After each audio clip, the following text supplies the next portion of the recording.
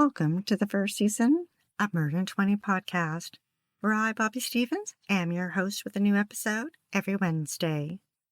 If you're a serious fan of true crime and love listening to podcasts, but don't want all that small talk, you've come to the right place.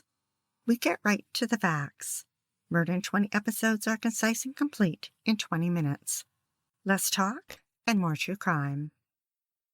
We're pausing new episodes for a short time and featuring some of our most intriguing past episodes while I spend time with a family member experiencing a serious health issue. We're grateful for your support, and we will be back with new episodes as soon as we can. Thanks for tuning in.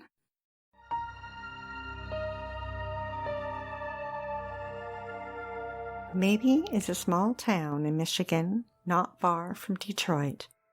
A grain elevator towers over its sleepy downtown that stretches 2 short blocks. It has a population of less than 600, and Chelsea Bruck was born just after New Year's in 1992. The youngest of 5, she grew up on the family farm with her older brother and 3 sisters. She liked to bake and read and enjoyed her dog and cats. She was outgoing and energetic, loved watching movies, and her favorite band was Queen. Throughout high school at Monroe High, she worked as a hostess at Olga's Kitchen and had plans to go to Monroe Community College to pursue a culinary degree. But first, she was looking forward to her sister Cassandra's wedding in January, then her sister Megan's in June. It was an exciting time for the Bruck family. In the fall of 2014, in nearby Frenchtown Township, a small rural community, Mike Williams, or Big Mike as he was known, was getting ready for his annual Halloween party. Mike was a lead singer in a local band, and this year's party was going to be bigger and better than ever, and be recorded for a music video. He hired 15 people to handle security and organize parking for his guests. Chelsea loved parties and was a fan of Mike's. She'd attended a couple of his parties before and planned on going again this year. She spent 3 weeks on her costume as Poison Ivy, a character in the Batman movie who kills her victims with a kiss. She sewed leaves onto a green vest and paired it with black leotards, a purple wig, and a jug of wine she would carry around just like her character. She kept her costume a secret from her friends. It looked great on her 5'7" frame. The colorful long wig replaced her blonde hair and hid the anchor tattoo behind her right ear. At 22 years old, Chelsea wasn't interested in driving, never wanted a car, and her parents were happy to drive her to and from work. On the morning of Saturday, October 25th, Chelsea texted her sister Cassandra, "3 months till your wedding, can't wait." That night, she packed an overnight bag, grabbed her purse and cell phone, and got a ride to the party with a friend and co-worker, Laura Taylor, and they arrived around 11 p.m. Chelsea mingled about and visited with the 20 or so people she knew, and ran into her co-worker, Jessica Pribble, and the two hung out for a short time. Daniel Clay, Jessica's ex-boyfriend, whom she shared a child with, approached them. 26-year-old Daniel was tall, good-looking with dark hair and numerous tattoos.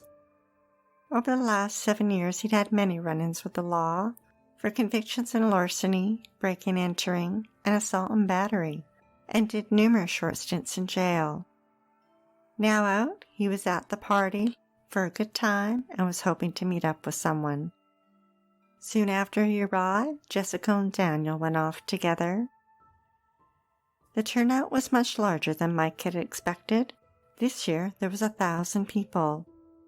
The stage featured a steady stream of music, with 8 heavy metal bands rocking the crowd.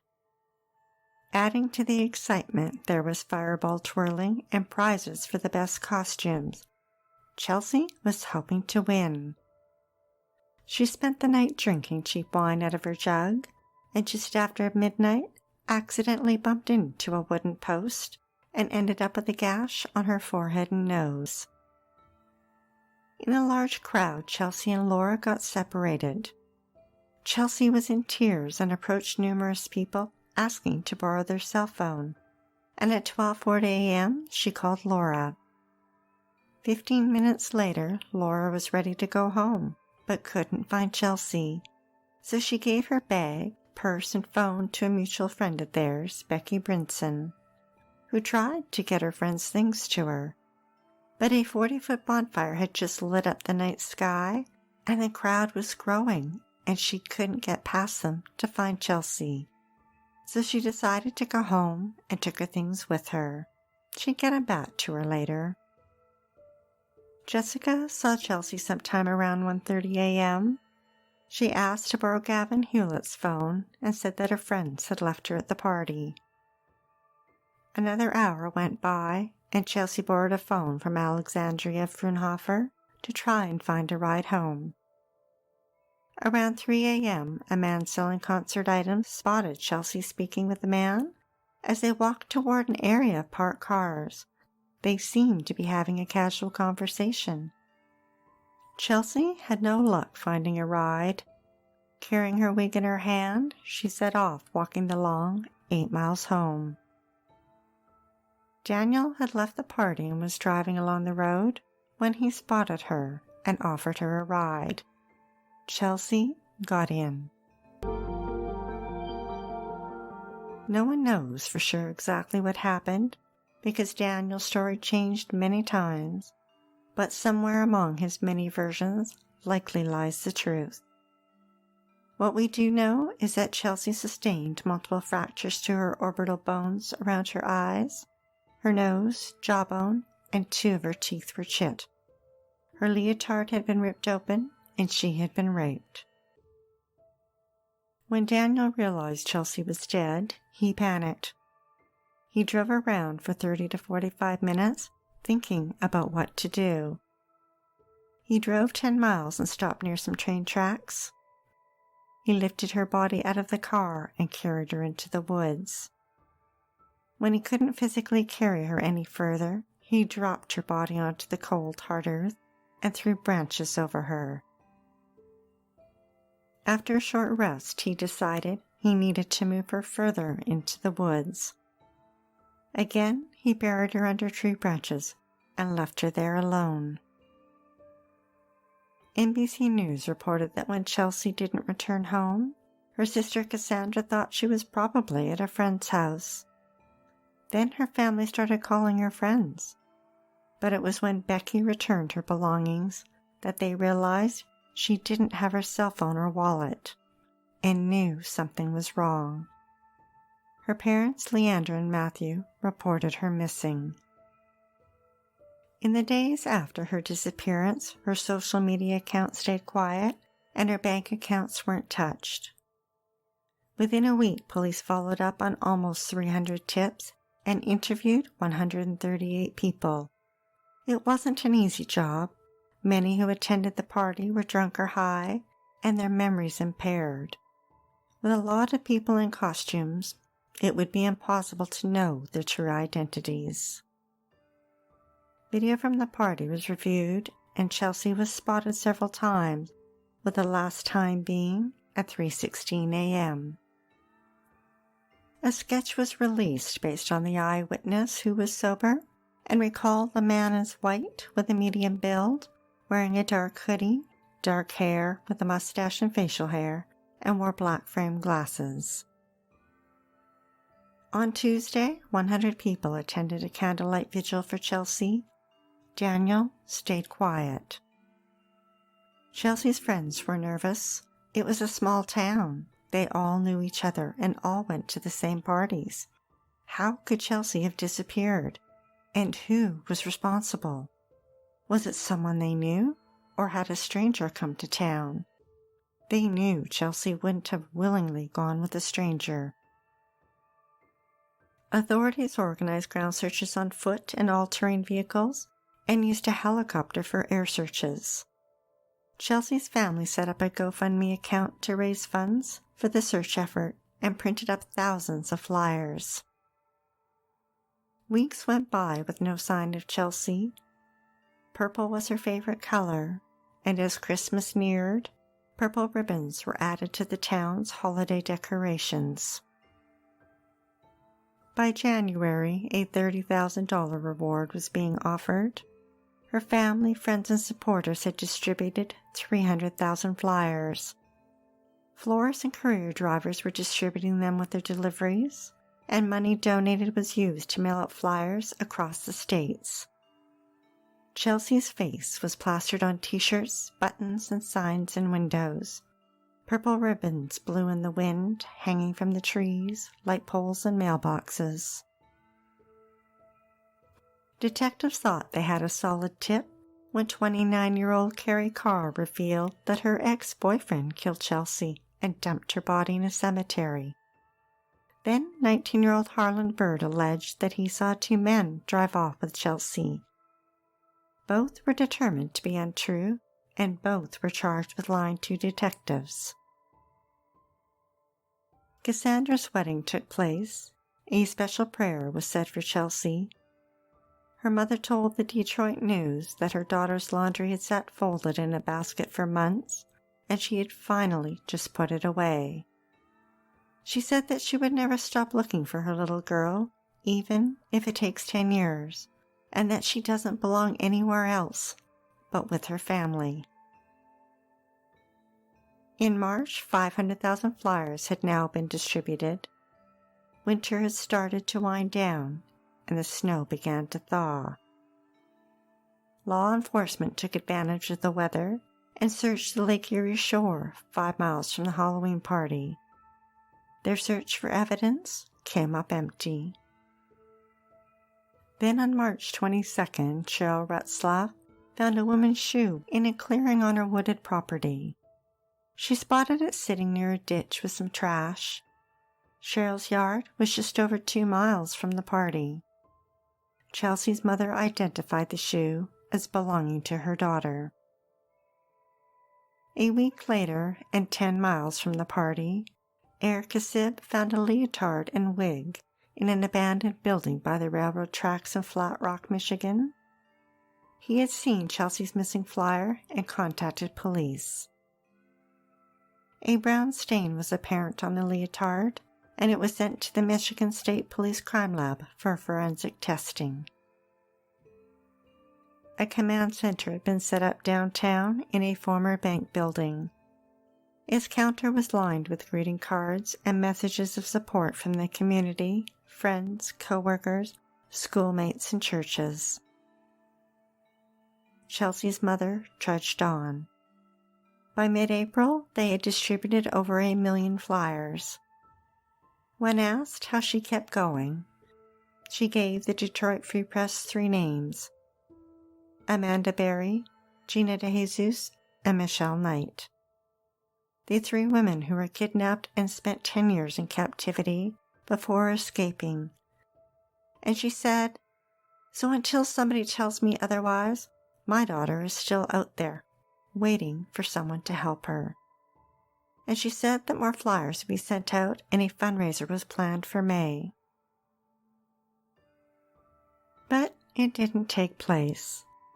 Shortly after, on April 24th, 2015, 7 miles from the party, John Markin in Ash Township was using heavy equipment to level the ground where he was building a house on his 13 acres of undeveloped land, when he found skeletal remains hidden under a heavy log and tree branches. An anthropologist was brought in, and the remains were identified as Chelsea's using dental records. The medical examiner determined that her death had been a homicide and that she had died from blunt force trauma to her head with a blunt object. Detectives felt that she had been murdered not far from where her body had been found, and that her killer likely knew the area.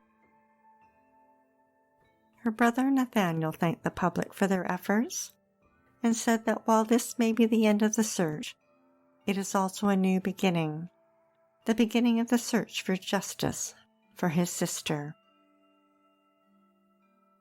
CBC News reported that by October, investigators had combed through 900 tips, interviewed 800 people, carried out 34 search warrants, and issued 14 subpoenas, but had no suspects. Meanwhile, the following May in 2016, a woman was walking behind the bank on South Monroe Street when two men attacked her and tried grabbing her backpack. She had $700 of tattoo equipment in the pack and wasn't about to let go. They swung her around and she struggled to hang on to it. When she let go, one of the men grabbed it and ran. She reported the theft to police, and they tracked down the thieves and took them into custody. One of them was Daniel Clay. Now, what Daniel probably wasn't aware of is that the year before, a law had been changed.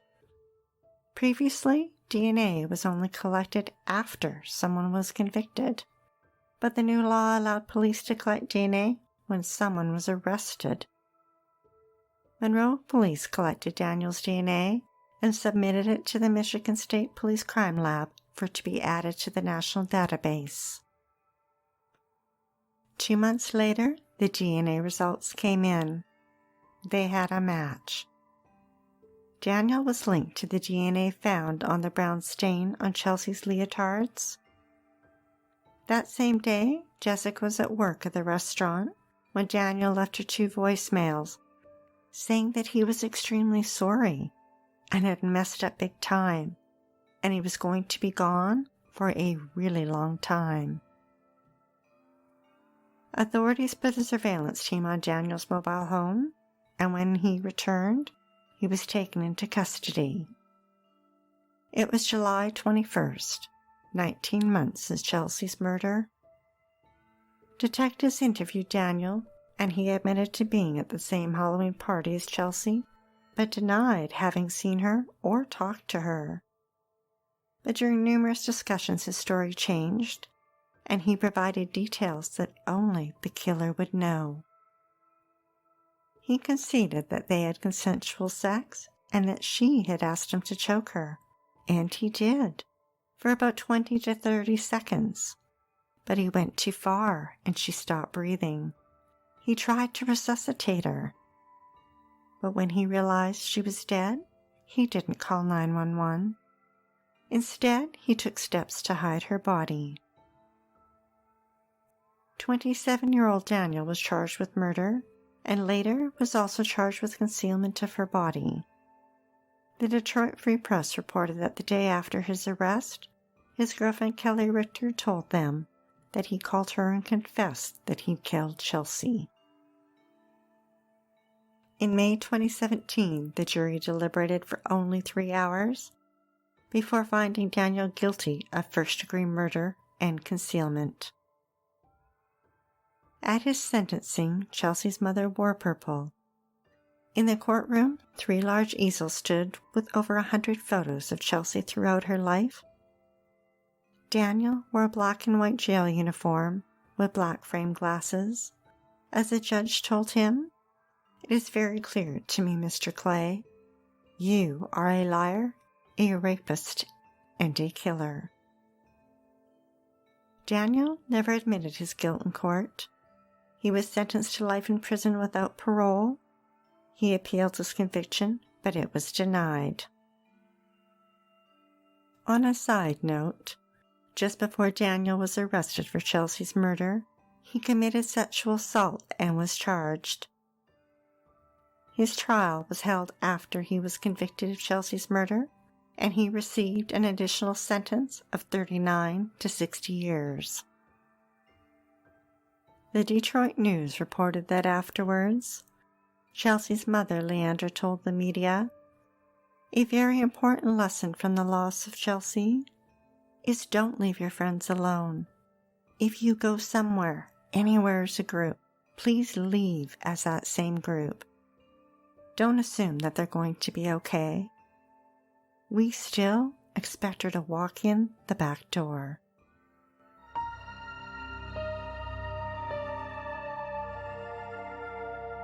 Thanks for listening to Murder in 20 with less talk and more true crime. If you're dying to hear more, Past episodes of Murder in 20 are available for free at murderin20.com and on all major podcast platforms. We love what we do and are dying to continue. If you enjoy listening to Murder in 20 every week, we'd be eternally grateful for your support by visiting Murder in 20 at Patreon, PayPal, or murderin20.com. We'd like to acknowledge Purple Planet for use of their music, sound effects from Vaseline Studios and Quick Sounds, and our many editorial sources who are listed on our website. Be sure to like, share, and follow us to learn about upcoming episodes every Wednesday. Stay safe, sleep with the lights on, and don't play with strangers.